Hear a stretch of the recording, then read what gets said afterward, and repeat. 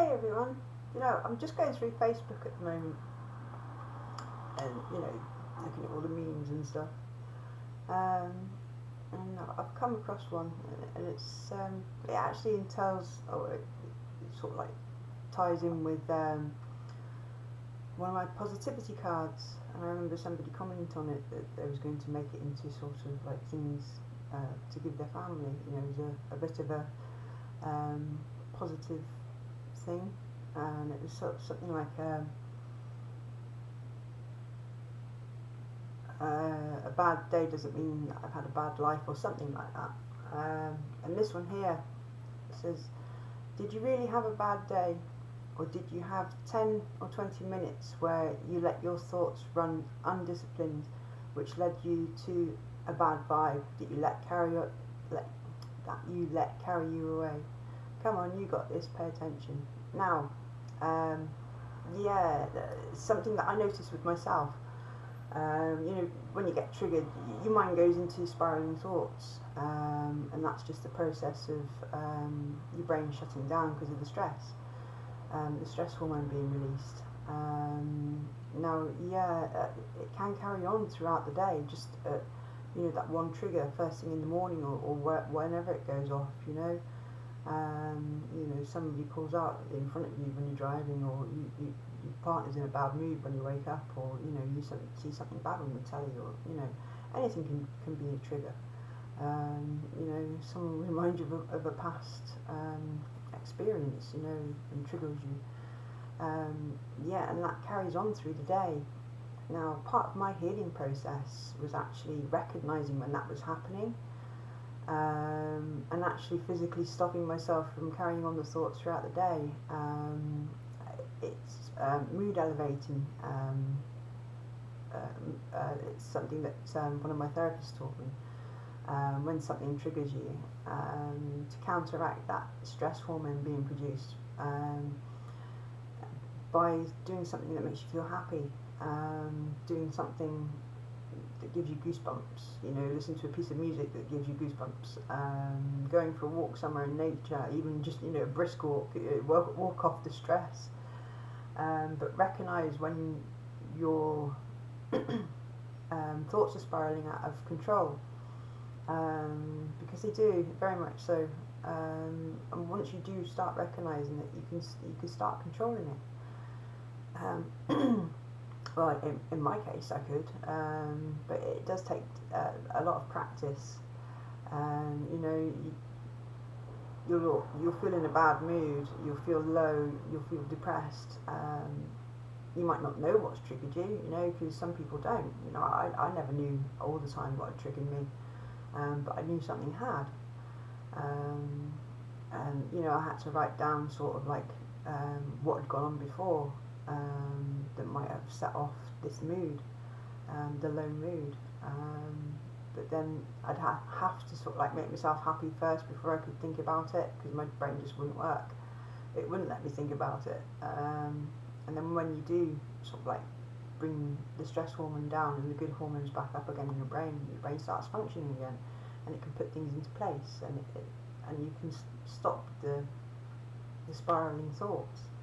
But yeah, it's recognising when you've been triggered, even writing down all your triggers that you do know, and then just analysing the ones that you don't know just because of your low mood.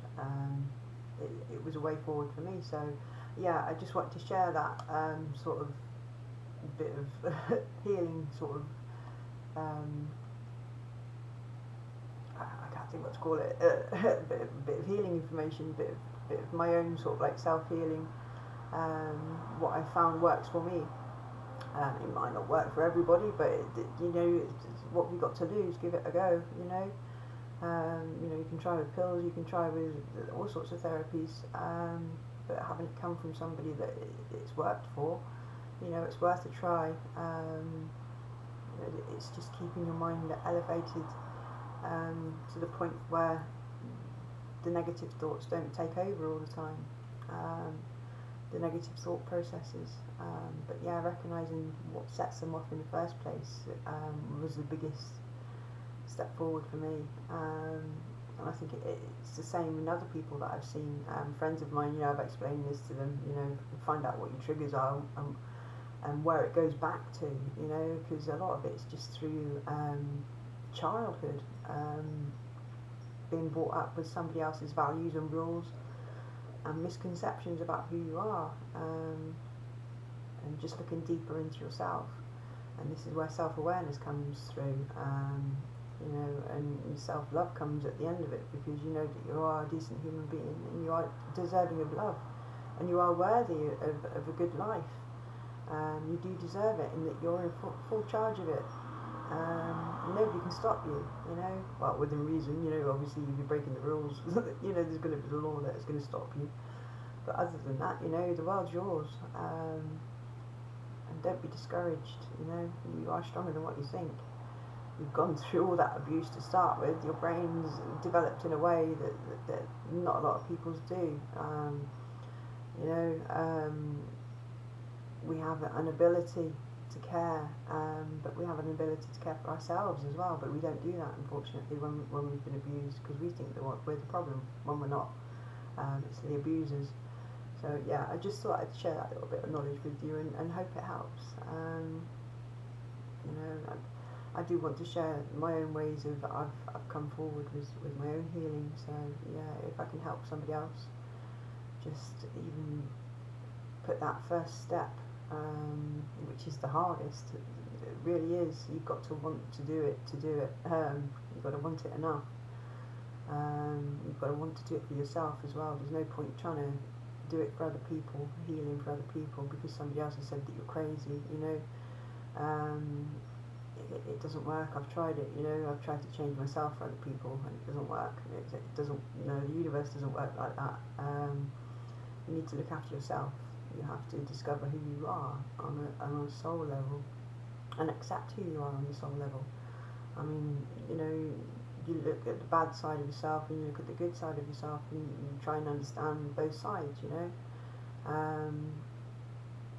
especially the things that you think are bad about yourself, look at them deep and look at the reasons why you do things, because there's always something behind it, there's always a trigger, why you react a certain way, do certain things, say certain things, or not say anything at all, just let people walk over you or whatever, there's got to be underlying reasons for it. But yeah, they do sort of stem back to abusive times and other people's perceptions and brainwashing of who you are. And it's just unlearning all that and giving yourself a bit of faith in the person that you are. That's how I went ahead anyway. But yeah, I do hope this helps, and I'll stop waffling now. I think it's time to go out and do some worshipping. It's lovely out there before it gets too hot to be out there. We've got a bit of a heat wave over here in England, which we don't get very often, so we can't sort of cope with it when we do get them. But we moan when we don't get them. We moan when we do get them. I think we're just a nation full of moaners. Well, not me in particular. I do moan about a few things, but it's important stuff. I can't control the weather, so what's the point in moaning about it? It just makes you feel down, and it makes other people feel down too. So keep positive vibes going. So thank you very much for watching. Thank you everybody for all your comments, your likes and shares. And yeah, it's just amazing. And thank you very much for your support for myself, this channel, and for everybody else that's on here as well. I can see the love, I can feel the love that you give each other and yourselves, standing up and having a voice. It's great. Thank you very much. I love you all. Bye bye.